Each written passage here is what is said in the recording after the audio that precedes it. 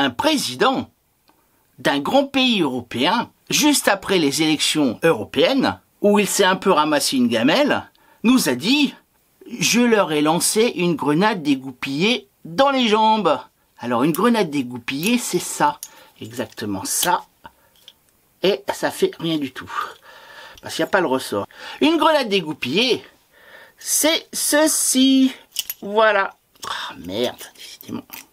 On retire la goupille, et la cuillère saute, et on la balance dans un groupe humain. Première réaction instinctive, tout le monde se sauve.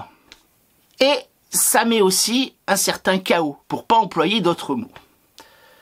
Alors exactement, je ne sais pas si c'était l'effet qui était désiré, mais en tout cas, ça a plutôt bien fonctionné. Alors aujourd'hui, je ne vais pas vous dire pour qui voter, en définitive, on s'en fiche. Ce qui est important, c'est d'essayer de voir ce qui se passe, un peu comme le scientifique va regarder dans son microscope ce qui se passe dans la société française, et de comprendre les interactions entre les gens, leurs émotions actuelles.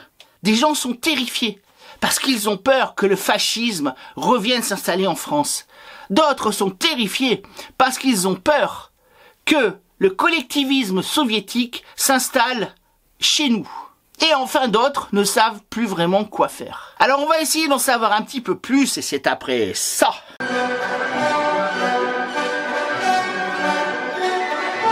Salutations compagnons et compagnonnettes, je suis Baillant Taillefer, forgeron médiéviste, historien à ses heures ou le contraire. Alors je suis très content de vous revoir après 6 mois d'interruption qui sont dus à une quantité de travail énorme. Sachez simplement que j'ai énormément de vidéos qui sont en plein montage. J'en ai une sur la situation de la France pour cette année 2024, alors là ce sera plutôt la deuxième partie. On fera peut-être un petit bilan de la première. J'en ai aussi sur mes voyages en Europe du Nord, à Arnhem, l'opération Market Garden, septembre 1944, avec le fameux pont. Et enfin, des visites à Prague, à Wrocław, en Pologne, l'ancienne Breslau, et enfin, Berlin. Aujourd'hui, 7 juillet 2024, eh bien non, certains pensent être en janvier 1933, lorsque le Führer Adolf Hitler a pris le pouvoir, avec toutes les horreurs et les atrocités que l'on sait par la suite. Certains pensent que nous sommes en octobre 1917, avant que Lénine et les bolcheviks ne prennent le palais d'hiver et installent l'Union soviétique, l'Union des républiques socialistes soviétiques, avec le collectivisme, les sovkhozs, les kolkhozs et la répression d'États communistes. Pour certains autres, nous sommes en mai 1944 et nous allons instaurer le GPRF, le gouvernement provisoire de la République française. Et oui, c'est ce que j'ai entendu de la part d'un président de région que je nommerai pas. Alors ses initiales, c'est X et c'est B. Alors après, j'ai encore entendu d'autres trucs très marrants. Alors j'ai entendu une certaine Sandrine nous dire il y a quelques mois de ça qu'il fallait contraindre les épargnants français à verser leur épargne pour sauver la dette française. Intention louable certainement. Le problème, c'est le petit verbe qui va avec, contraindre. Ça me plaît pas trop, on va dire. Alors après, je vois de l'autre côté de l'échiquier politique des préposés à la députation qui se font prendre en photo avec des casquettes de la Luftwaffe. Vous savez, l'armée de l'air du Troisième Reich, avec l'aigle qui s'envole et la petite croix gammée en dessous. Ça pose question, vraiment. Il y a aussi quelques phrases, quelques relents de racisme, quelques phrases vraiment très dérangeantes. Et de l'autre côté, il y a eu des choses carrément antisémites. Et c'est vraiment dommage. Alors, je peux très bien comprendre que l'on veuille sauver le peuple de Gaza, le peuple palestinien, des civils qui sont pris sous les bombardements de l'armée israélienne. Ça, je le comprends très bien. Néanmoins, pourquoi importer ce conflit en France? Je crois qu'il y a déjà assez de tensions. Ça me pose problème. Surtout quand je vois un chef de parti, d'ailleurs très grand tribun, un homme extrêmement cultivé, un homme qui a une carrière très intéressante et qui aujourd'hui défend des positions communautaristes, voire islamistes, un petit peu limite. Alors après, il y a aussi des hommes du centre. Un président en exercice depuis 7 ans qui a eu les gilets jaunes, les manifs pour la réforme sur les retraites, qui ont été extrêmement mouvementées. Dernièrement, l'insurrection armée en Nouvelle-Calédonie, qui a fait, d'après les derniers résultats, 2,2 milliards de dégâts. Les émeutes de juillet dernier qui ont fait 1 milliard de dégâts. La gestion plus ou moins critiquable de l'espèce de grosse grippe que nous avons eue il y a quelques années. Enfin, bon, un bilan mi-figue mi-raisin, on va dire. Alors, il est quand même un peu bizarre de voir des gens qui se sont émus à juste titre du comportement antisémite d'un côté de l'échiquier politique et aujourd'hui s'allier avec eux pour faire un front républicain. Ce qui me gêne un peu avec ce front républicain, c'est que c'est un peu l'alliance de la carpe et du lapin. On y trouve un petit peu de tout et des gens qui se haïssent vraiment. Alors, je vais reprendre l'analyse d'un philosophe que j'aime beaucoup, qui s'appelle Michel Onfray. Soit le parti incriminé de l'autre côté n'est pas démocratique et veut prendre le pouvoir par les armes, ce qui ne semble pas actuellement, après je ne sais pas, hein. Adolf Hitler, ça avait commencé comme ça aussi. Bref, soit ce parti est antidémocratique, dans ce cas-là il faut l'interdire, soit il respecte les règles de la démocratie et de la République française, alors il doit être considéré comme les autres dans l'arc républicain. D'ailleurs, notre Premier ministre l'avait dit, il fait partie de l'arc républicain. Quoi qu'il en soit, il me semble que la personne blonde qui dirige ce parti peut difficilement être comparée à ce personnage. Et que le jeune candidat qui dirige le camp des méchants ne peut pas être comparé avec cet autre personnage. De même que le tribun très populaire de l'autre côté de l'arc républicain ne peut pas être comparé avec celui-ci. Et un de ces candidats, qui a une tendance à la calvitie, dont le nom commence par un B, ne peut pas être comparé à cet autre personnage non plus. Il faut rester raisonnable, je pense. Si on veut lutter contre l'antifascisme, ce qui est réellement louable, le racisme est un délit, ce n'est pas une opinion. Le fascisme menace la démocratie, effectivement.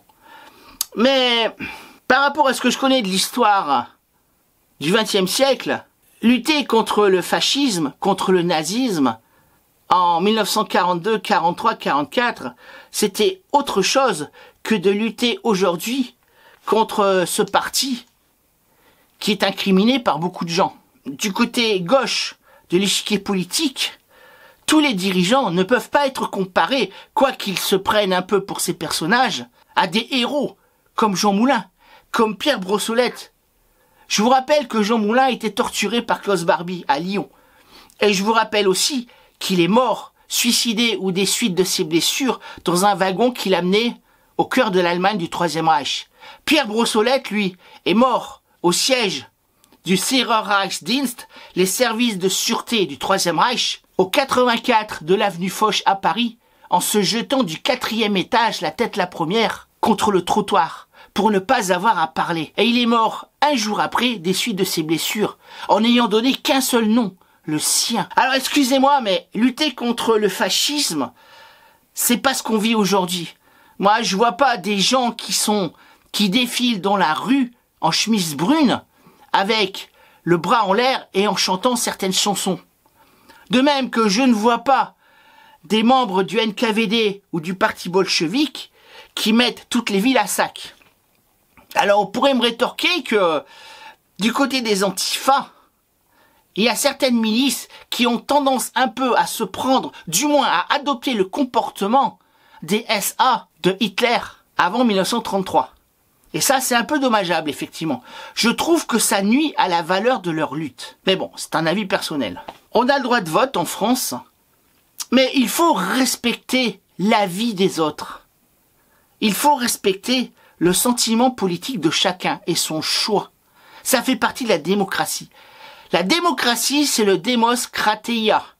C'est-à-dire que c'est le pouvoir au peuple. Demos, le peuple, krateia, c'est le pouvoir. Le grand président américain Abraham Lincoln disait « La démocratie, c'est le pouvoir du peuple, pour le peuple, par le peuple. » Et non pas une caste de fonctionnaires obscurs ou d'oligarques qui veulent dicter la conduite d'un pays malgré l'avis du peuple. Il faut toujours rendre la voix au peuple. C'est le peuple qui dirige le pays. Les hommes politiques, le gouvernement, n'en sont que les représentants. Et j'oserais dire les salariés, les serviteurs. Les pères fondateurs de l'Europe, non pas l'Union européenne, mais la vraie Europe. Celle des temps anciens. Celle de la Grèce antique. Ces pères fondateurs qui ont inventé la première démocratie au monde, la démocratie athénienne, à partir des années 650 avant Jésus-Christ, jusqu'au modèle final dans les années 450, pour faire gros, sont d'abord dracons. Il faut comprendre qu'en Grèce, les gens fonctionnaient par tribus, par grandes familles. Ceux qui étaient trop pauvres et qui avaient des dettes devaient se vendre comme esclaves. Et toutes les disputes, luttes, se terminaient par des homicides et par des vendettas, par des guerres privées. Alors est arrivé un grand magistrat, un archonte, qu'on appelle Dracon. Et Dracon a édifié des lois draconiennes. L'adjectif est resté. C'est-à-dire qu'il a décrété que dorénavant, c'était les pouvoirs publics qui devaient gérer les rapports tendus entre les individus pour éviter les guerres civiles et les guerres privées. En effet, l'homicide est interdit et seul l'État a le droit de juger les parties et de décider si l'un doit être exécuté ou pas. Alors ces lois ont été extrêmement dures, mais elles ont remis le peuple athénien sur le chemin de la démocratie. Ensuite est venu Solon, qui a assoupli ces lois. Et puis après, il y a eu Clisthène. Et enfin, Périclès. Le grand siècle de Périclès, le 5e siècle athénien avant Jésus-Christ. Alors, au lieu que les personnes se battent dans la rue et se mettent des coups de gourdin, voire des coups de couteau dans la figure, on a décidé que les individus allaient être rassemblés dans des catégories socio-professionnelles et censitaires, c'est-à-dire que chaque individu qui avait suffisamment d'argent pouvait participer à la vie publique et pouvait exprimer son avis et devenir un des magistrats de la cité, tout en ayant à défendre celle-ci en cas de besoin. C'est le concept du soldat citoyen. Je possède une ferme, je possède certains arpents de terre, je paie autant d'impôts, je peux avoir droit à telle députation, à telle magistrature, mais en échange, je suis obligé de m'équiper pour la guerre, je suis obligé de devenir un hoplite, d'avoir un bouclier rond, d'avoir qu'on appelle l'oplos, d'avoir une lance qu'on appelle la saris, d'avoir un casque, d'avoir une armure en bronze, et je dois m'entraîner à la guerre pour un jour, si un ennemi menace la cité, me battre côte à côte avec mes frères pour lutter contre l'ennemi. Et c'est pour ça que j'ai le droit d'exprimer mon avis politique. Alors on exprime son avis politique, on vote et on discute sur l'Agora, qui est une des places centrales d'Athènes, où on exprime ses avis politiques. Alors oui, on peut se disputer, mais on respecte l'avis politique des autres. On respecte le vote, parce que nous avons tous un intérêt commun. Nous sommes tous les membres d'une même communauté. À l'époque, une cité athénienne, et aujourd'hui un pays, un grand pays avec une histoire, avec une démographie, avec un héritage culturel, un héritage culinaire, un héritage gastronomique, un héritage urbain, un héritage de châteaux, de forêts, de champs cultivés, de vignobles. Nous appartenons tous à la même communauté, quelles que soient nos différences, quelle que soit notre ethnie, quelle que soit la couleur de notre peau, quelle que soit notre religion. Mais nous avons des avis différents et nous les exprimons. Et nous nous respectons mutuellement.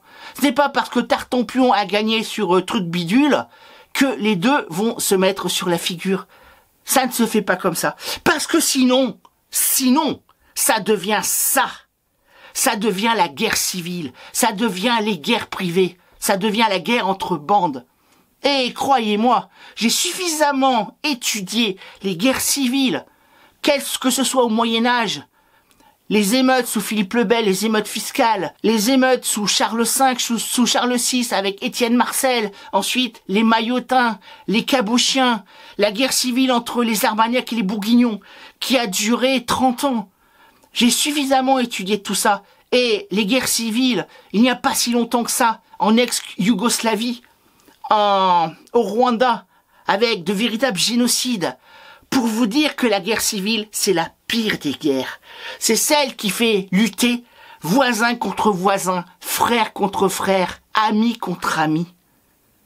C'est la pire des guerres. Et ça, il faut l'éviter à tout prix. Alors on respire, on n'est peut-être pas content du résultat qui va advenir ce soir, mais c'est pas grave, on est tous français. Les citoyens du monde peuvent devenir français s'ils acceptent certaines règles, s'ils acceptent certains comportements. Et c'est ça qui est formidable dans ce pays, c'est l'assimilation. C'est le fait qu'on donne sa chance. Je vous souhaite un bon vote. On se voit très vite pour une prochaine vidéo. Et comme vous le savez, l'histoire, c'est toi qui l'as fait.